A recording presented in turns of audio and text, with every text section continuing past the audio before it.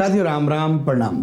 Third grade exam 2026 के लिए लगभग 2 महीने का समय बचा है और अभी फॉर्म भी भरना शुरू हो गए हैं। तो फॉर्म भरते समय ऐसी गलतियां मत कर देना कि आप लोग बस टेंशन में रहोगे सर करेक्शन होगा नहीं होगा और एग्जाम तक न तो आप ढंग से पढ़ पाओ और बाई चांस सिलेक्शन हो भी जाए तो कुछ ऐसी गलतियां भी हो सकती है जिसकी वजह से आप बाहर हो सकते हैं। जी हाँ साथियों, इसीलिए फॉर्म भरने से पहले कुछ प्रमाण पत्रों के बारे में आपको जान लेना बहुत ज्यादा इंपॉर्टेंट है। आपके लिए वीडियो बहुत ज्यादा महत्वपूर्ण है, इसलिए लास्ट तक जरूर देख लेना, अपने दोस्तों के साथ भी शेयर कर देना। साथ ही साथ भैया तैयारी अभी लगातार करते रहो। अगर आपको थर्ड ग्रेड मेंस के लिए मैथमेटिक्स में कोई भी प्रॉब्लम है तो भैया थर्ड ग्रेड मैथ्स का चाहे लेवल 1 हो या लेवल 2 हो, शानदार कोर्स है। 40% का एक्स्ट्रा डिस्काउंट केवल आप लोगों के लिए दिया जा रहा है। और भैया तैयारी हो गई है तो टेस्ट सीरीज आप ज्वाइन कर सकते हैं, चाहे लेवल 2 हो या लेवल 1 हो। ये 150 प्रश्न आपके सफलता का कारण बनेंगे। पहला टेस्ट बिल्कुल फ्री है। ज्वाइन करने के लिए द JKM3 ऐप डाउनलोड कर लो गूगल प्ले स्टोर से या डिस्क्रिप्शन में लिंक है, वहां से भी कर सकते हैं।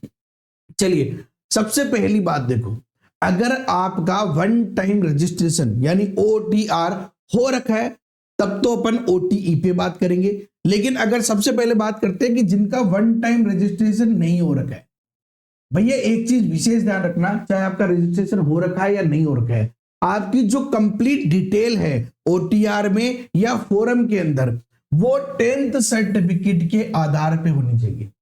आपकी DOB, आपका नाम, आपके पिता का नाम, ये सब आपके 10th सर्टिफिकेट के आधार पे होना चाहिए। ऐसा नहीं हो कि आपके 10th सर्टिफिकेट पे DOB अलग है और आपके आधार कार्ड पे अलग है, फिर आप आधार कार्ड के अकॉर्डिंग करें। नहीं भैया, आपको आधार कार्ड में सुधार कराना पड़ेगा।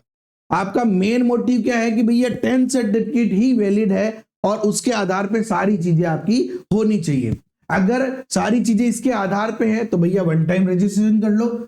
600 रुपए जनरल कैटेगरी के लिए लगेंगे, बाकी सबके लिए लगभग 400 रुपए लगेंगे, तो आपको OTR कर लेना है। लेकिन अगर आपके आधार कार्ड, अब देखो वन टाइम रजिस्ट्रेशन करने से पहले आपका आधार कार्ड और जन आधार कार्ड चेक कर लेना कि सारी जो डिटेल्स है मेरी वो 10th सर्टिफिकेट के आधार पे है या नहीं है। अगर नहीं है या आधार कार्ड में फोटो बहुत ज्यादा पुरानी है, पहचान में नहीं आ रही, तो भैया सबसे पहले आधार कार्ड को आप अपडेट करवा लेना। इस चीज का विशेष ध्यान रखना, उसके बाद ही आप वन टाइम रजिस्ट्रेशन करना। मान लो किसी की OTR में गलती थी, पहले किसी ने पहले OTR कर रखा है और उसकी गलती थी, तो भैया RPSC हो या RSSB हो, सबने आपको एक मौका दिया है। अब चाहे किसी ने पहले ही वन टाइम एडिट कर लिया, बात अलग है, वरना वन टाइम एडिट का मौका दिया है। उस वन टाइम एडिट में आप सब कुछ सुधार कर सकते हैं, लेकिन इसको सुधार करने से पहले आपको आपके आधार कार्ड में सुधार करवाना पड़ेगा। अगर आधार कार्ड में आप सुधार कर लेते हैं तो आप उसके बाद में फेस डाटा करके वन टाइम एडिट के अंदर जो भी चीजें डिटेल्स गलत है उनको आप सुधार कर सकते हैं। ध्यान रखना, इवन मोबाइल नंबर भी सही होना चाहिए, ठीक है ना। बहुत बार मोबाइल नंबर आप अनसेंड भर देते हैं, नहीं, कोशिश करें खुद का हो या घर में किसी का हो ताकि आपको सारी सूचनाएं मिल सके, ठीक है ना। तो इस चीज का विशेष ध्यान रखना। आधार कार्ड पे फोटो बहुत ज्यादा पुरानी नहीं होनी चाहिए, इस चीज का आपको विशेष ध्यान रखना है। इसके अलावा अदर जितने भी डॉक्यूमेंट्स हैं, जैसे कि आपका 10th का तो हो ही गया, उसके अलावा 12th का हो गया, जैसे लेवल 1 वाले हैं उनके लिए 12th हो गया, DLED हो गया, इनके जो भी डॉक्यूमेंट्स है ये डॉक्यूमेंट्स होने तो चाहिए। साथ में एक चीज विशेष ध्यान रखनी है, जैसे लेवल 2 है उनके लिए BA BSc की मार्कशीट या जो भी सर्टिफिकेट है, मार्कशीट तो तीनों ईयर की चाहिए सी, और साथ ही साथ आपको जो B.Ed वाला है वो भी चाहिए। अब यहाँ पे एक चीज आपको ध्यान रखनी है, अदर डॉक्यूमेंट्स में मैं क्या बात कर रहा हूं, जो अब अगर यहाँ पे आप गलती करते हो तो आप भैया साफ साफ बाहर आ जाओगे। वैकेंसी में साफ लिखा रहता है, कैसे, सीधी सी बात है, अगर आप अपेयरिंग में हो, अगर आप अपेयरिंग में हो, ठीक है ना, तो आपको फॉरम के अंदर अपेयरिंग भरना है। क्या भरना है आपको फॉरम के अंदर? अपेयरिंग भरना है, ठीक है ना। लेकिन अगर आपकी डिग्री कंप्लीट हो चुकी है, आपने एग्जाम दे दिया, आप देखो एग्जाम दे दिया, रिजल्ट नहीं आया तो भी आप अपेयरिंग में हैं। लेकिन अगर आपका रिजल्ट आ चुका है, अभी जब फॉर्म भर रहे हो तब की बात बोल रहा हूं मैं, हो सकता है फॉर्म भरने के 3 दिन बाद में आपका रिजल्ट आ जाए तो आपको फिर एडिट करने की जरूरत नहीं है। आप जिस दिन आप फॉर्म भर रहे हो उस दिन अगर आपका रिजल्ट नहीं आया है तो आपको अपेयरिंग में फॉर्म भरना है और रिजल्ट अवेटेड लिखना है। लेकिन अगर आपका रिजल्ट आ चुका है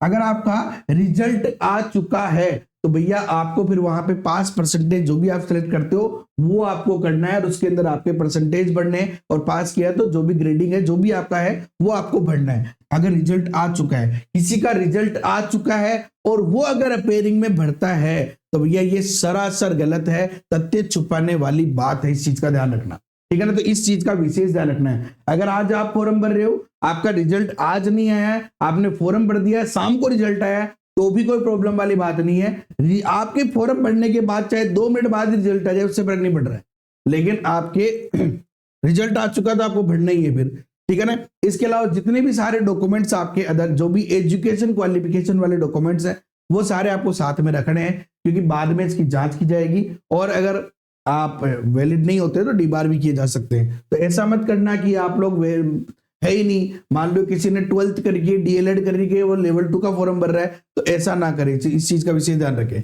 चलिए, इसके अलावा जाति प्रमाण पत्र, देखिए बहुत ज्यादा मुद्दा उठता है जाति प्रमाण पत्र का। अगर आप किसी भी कैटेगरी से फॉर्म भर रहे हैं तो आपके पास जाति प्रमाण पत्र होना चाहिए, ठीक है ना, क्योंकि अब वो चाहे कितना भी पुराना हो, पहली बात तो आपके पास होना ही चाहिए। बाई चांस नहीं है तो आपको पहले वो बनवाना है, ठीक है ना। लेकिन इसका मतलब ये नहीं है कि मान लो कि आपके जाति प्रमाण पत्र बनने में 1 महीना लग रहा है तब तक फॉर्म निकल जाएंगे, कोई टेंशन वाली बात नहीं है। आप अगर पुराना जाति प्रमाण पत्र है, चाहे वो अगर 3 साल है जब तो वो चली जाएगा, 3 साल पुराना चली जाता है ओबीसी और एमबीसी में, ईडब्ल्यूएस में, इन सब में, लेकिन बाकी एससी एसटी में तो लाइफ टाइम चलता है। बाई चांस अगर इससे भी ज्यादा पुराना है तो आपको टेंशन लेने वाली बात नहीं है। आप क्या करोगे, जाति प्रमाण पत्र के लिए आप अभी अप्लाई कर दो। बाई चांस उसको बनने में टाइम लग रहा है, कोई प्रॉब्लम नहीं, आप फॉर्म भर दो।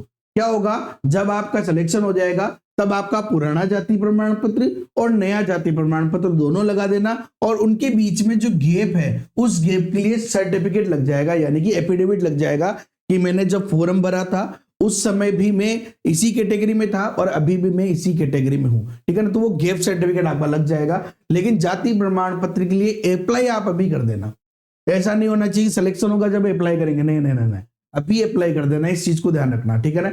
जाति प्रमाण पत्र अगर ओबीसी एमबीसी है तो 3 साल पुराना चल जाएगा, पिता की आय के आधार पर जाति प्रमाण पत्र बनेगा। जबकि ईडब्ल्यूएस में अगर महिला कैटेगरी में कोई लड़की है तो उसकी पिता और पति, जो शादीशुदा है, पिता और पति की आय के आधार पर बनता है, इस चीज का ध्यान रखना। जाति प्रमाण पत्र के बारे में और भी अधिक जानकारी चाहिए तो कमेंट कर देना, मैं आपके लिए शानदार बिल्कुल अलग सा वीडियो बना दूंगा। इसके अलावा अगर आप गवर्नमेंट जॉब में हैं तो अपने विभाग से आपको एनओसी लेनी, ध्यान रखना। अगर आप अपने विभाग से एनओसी नहीं लेते हैं तो सिलेक्शन के टाइम आपसे एनओसी मांगी जाएगी, फिर बाद में हो सकता है भागी दौड़ी करनी पड़ेगी। पहले ऑफलाइन होता था तो बाद में भी मिल जाती थी, लेकिन आजकल सब कुछ ऑनलाइन होता है तो बाद में आपको एनओसी नहीं मिलेगी और हो सकता है कि इस छोटी सी गलती के कारण आपको बाहर कर दिया जाए।